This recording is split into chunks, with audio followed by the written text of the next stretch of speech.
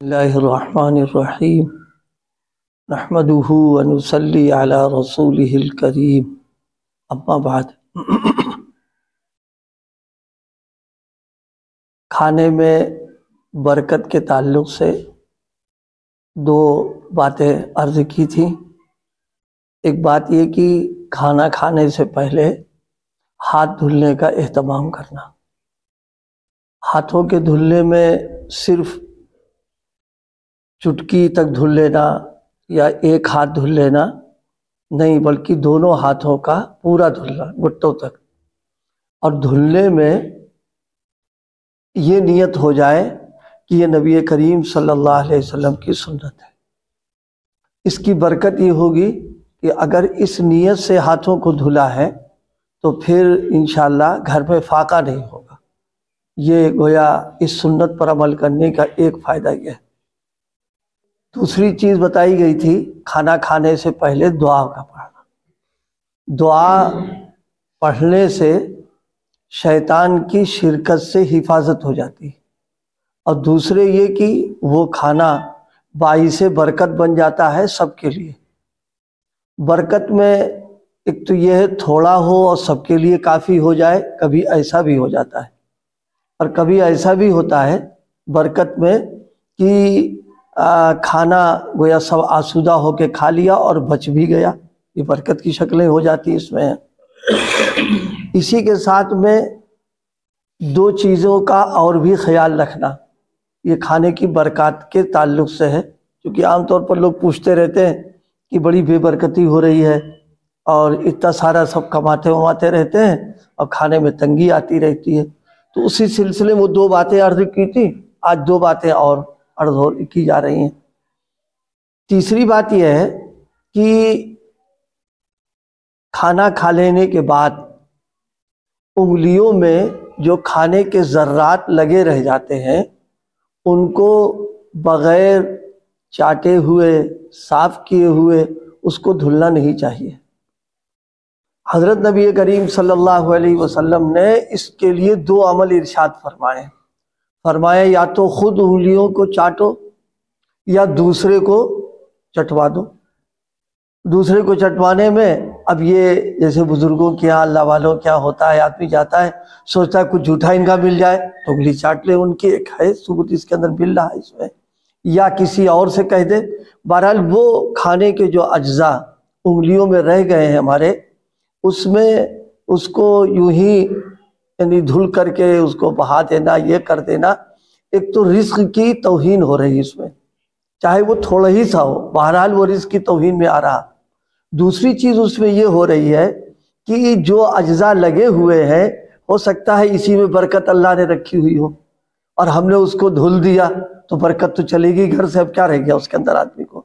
اسی لیے اس کا بھی اہتمام ہو، جب کھانا کھانے سے فارغ ہو جائے، فارغ ہونے کے بعد میں انگلیوں کو صاف کر لے، چاٹ لے، اس کے بعد اس کو دھلنا چاہیے۔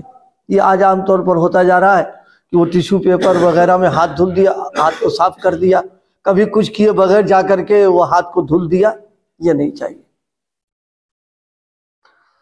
حضرت والا علیہ الرحمہ کے یہاں اگر کوئی شخص اس کی شکایت کرتا کہ وہ کیا کہتے ہیں کھانے میں بے برکتی ہو رہی ہے اور خیر نہیں ہو رہی ہے، تو حضرت فوراً ہی پوچھتے تھے کہ تمہارے یہاں جو کھانا بچ جاتا ہے اس کے ساتھ تم کیا کرتے ہو؟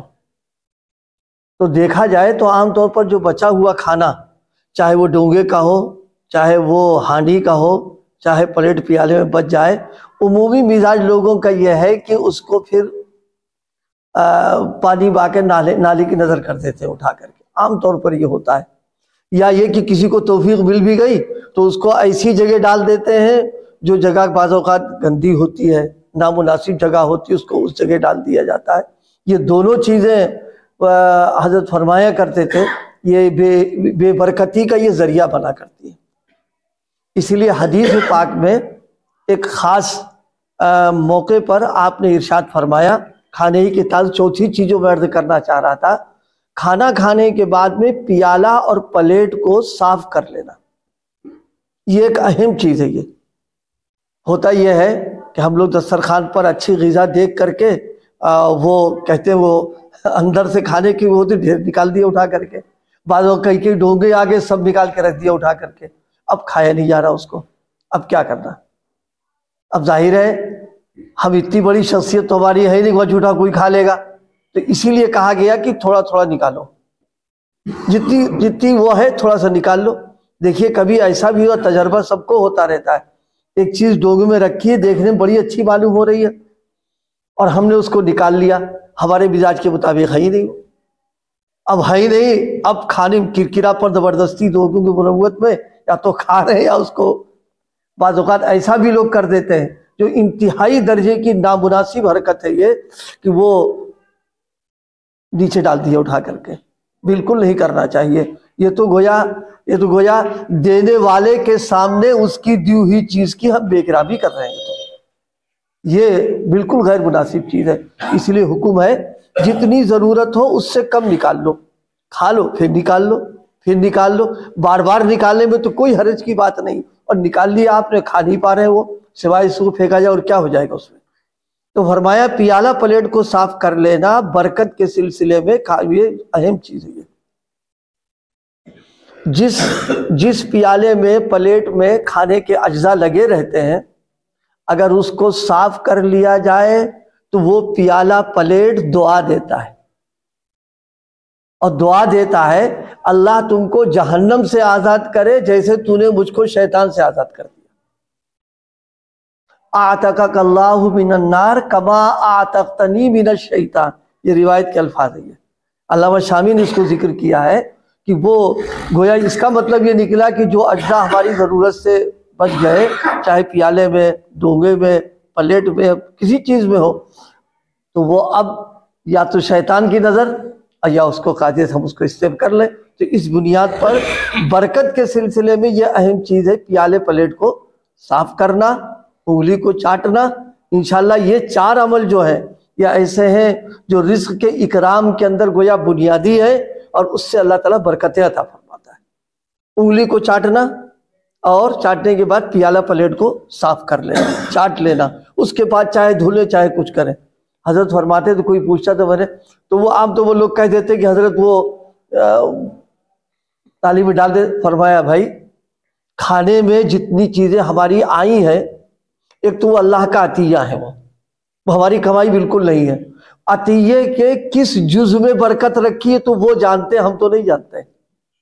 جب ہم نہیں جانتے ہیں تو ہو سکتا ہے اسی میں برکت ہو جس کو ہم ڈال دے رہے ہیں، پانی سے بہا دے رہے ہیں۔ تو فرمایا اس کا اہتمام کرو کہ جو پیالے پلیٹ میں برتن میں جو کھانے کی چیزیں رکھی ہوئی ہیں اس کو صاف کر لو، اور اگر کھائی نہیں جا رہی ہے تو اس کا ایک ادب بھی ہے۔ اس کا ادب یہ ہے کہ اس کو آپ ایسی جگہ ڈال دیں، چڑیا کھا لے، بلی اس کو کھا لے، یا کوئی جانور اس کو استعمال کر لے، عام چلنے پھرنے والے راستے پر اور گندگی پڑی ہوئی ہو۔ ہم ایسے لوگوں کو بھی جانتے ہیں جن کو اللہ پاک نے بہت نوازا تھا، لیکن کھانے کے ساتھ بے اکرامی اسی انداز کی بچا ہوا کھانا غلیظ جگہ پہ ڈال دیا، نالی میں اٹھا کے پھینک دیا، ادھر ڈال دیا، نتیجہ یہ ہوا فاقوں کی نوبت آ گئی وہاں۔ کیونکہ جو دینا جانتا ہو تو لینا بھی تو جانتا ہے بھائی، دی ہوئی چیز کے ساتھ ناقدری کرنا۔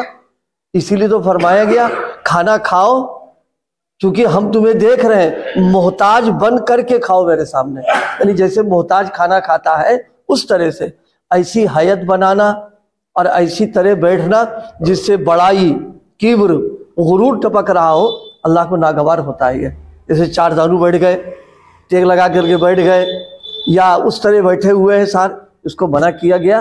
یہ کھانے کے اکرام کے خلاف ہے، شاہی عطیہ ہے بھائی، اور عطیے کے ساتھ ساتھ وہ بھی نظر کے سامنے ہم بیٹھے ہوئے ان کے ہیں۔ اب اگر ہم آسان انداز اختیار کر لیں گے، ظاہر ہے اللہ پاک کو تو تواضع اور چھوٹا پن پسند ہے، وہ بڑے ان کے سامنے ڈھٹائی کریں گے تو مارے جائیں گے اس میں، اس لیے ٹیک لگا لینا اس کو منع کیا۔